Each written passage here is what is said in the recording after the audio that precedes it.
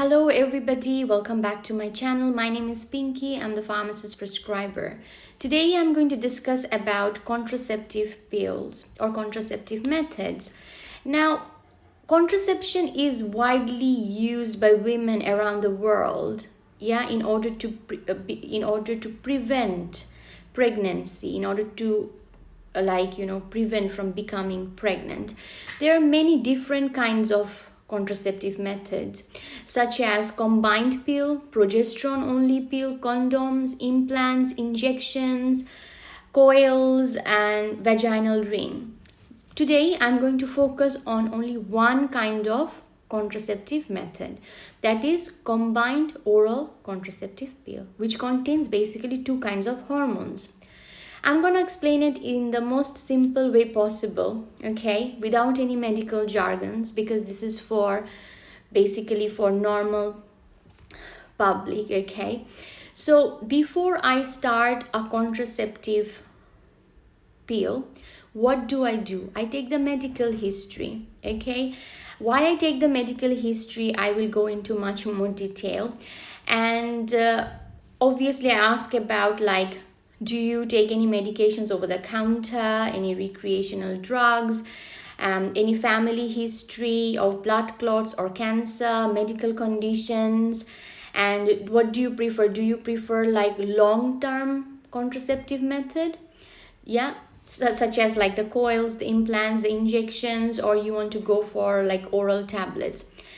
And obviously I will take the patient's height, weight in order to calculate the body mass index. I already made a video on body mass index, how to calculate. And I will also take the patient's blood pressure. Why I take the body mass, take the height, weight, and the blood pressure, I will explain as well. Also, I go for the smoking status, whether the patient takes alcohol or not. And so let's discuss about why taking medical history is so important. Okay, we are going to discuss about medical conditions when the combined oral contraceptive methods are not appropriate to prescribe. Okay,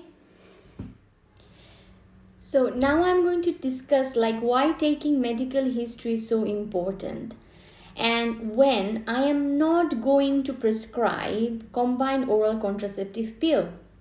So the following are the cases when I am not going to prescribe combined oral contraceptive pill.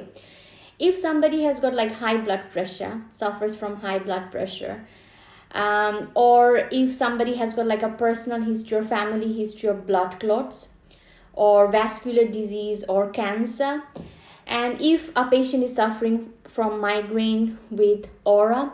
So aura is more like, sensitive to light, nausea, vomiting. I won't prescribe combined oral contraceptive pill. And diabetes, I will go for something else like progesterone only pill. And gallbladder, if somebody has got gallbladder disease, doesn't have a gallbladder, combined oral contraceptive pill is not a choice. And if somebody has got like malabsorptive problems or has like has like a bariatric surgery done, and if a patient is on certain medications such as lamotrigine, rifampicin, rifabutine, again, or laxatives, or Listat, combined oral contraceptive pill is not a choice.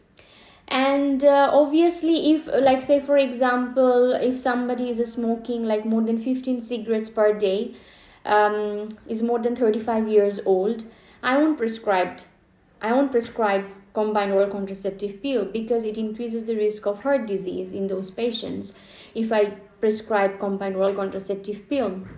And also if the BMI is more than 35, this is because combined oral contraceptive pill with increases the risk of blood clots in patients with high BMI. And or if somebody has like a major surgery done which is like more than 30 minutes and is not like mobilized, like is not moving around, then combined oral contraceptive pill will not be a choice. So these are the reasons like why taking medical history is so important. And in all these cases, other alternatives can be chosen, such as progesterone only pill, which is also known as mini pill, and or coils, vaginal rings. But again, we need to take the history in order to find out whether it's appropriate or not. And it is very important to mention to patient that annually, every year, the blood pressure, the body weight and height are needed to prescribe combined oral contraceptive pill annually. Now let's talk about some benefits of combined oral contraceptive pill. So some benefits are like, say for example, light, predictable bleeding, less painful period pain, reduces symptoms of like postmenstrual syndrome, polycystic ovary syndrome, endometriosis, menopause can be up to like 50 years, reduces risk of endometrial, ovarian and colorectal cancer. I have made videos on postmenstrual, premenstrual syndrome, then polycystic ovary syndrome, as well as endometriosis if you're interested. And another important thing which I should discuss is the troubleshooting tips. So there are patients who will often come and say like, oh, I'm having this breakthrough bleeding. The breakthrough bleeding, it usually settles down in 3 to 4 months time. And if it doesn't settle down, then I will prescribe high estrogen preparations, which causes less bleeding, or second generation combined oral contraceptive pill, which is much better than first generation, or extended continuous regime is better, where there is no tablet free interval and it's continuous. And also, if somebody is having breakthrough bleeding, I also need to consider, is there any sexually transmitted disease, pregnancy, compliance issues. Investigate also the cervical and uterine pathology. Or sometimes there are patients who will also complain about headache, and if a patient complains about headache, then I will advise on using combined oral contraceptive pill as extended or continuous. Sometimes it's better. And also, if somebody complains about like mood changes, then I will consider switching from one formulation to another, or with different progesterone or extended continuous. As I mentioned, it can be better sometimes. Now, these are all about oral contraceptive pill. What I'm going to do is, at the end of this video, I'm going to give a list with first generation, second generation, combined oral contraceptive pills, which you can have a look into. And if you have any questions, pop in the comment section below. Basically, combined oral contraceptive pill is a vast topic, and I will also try to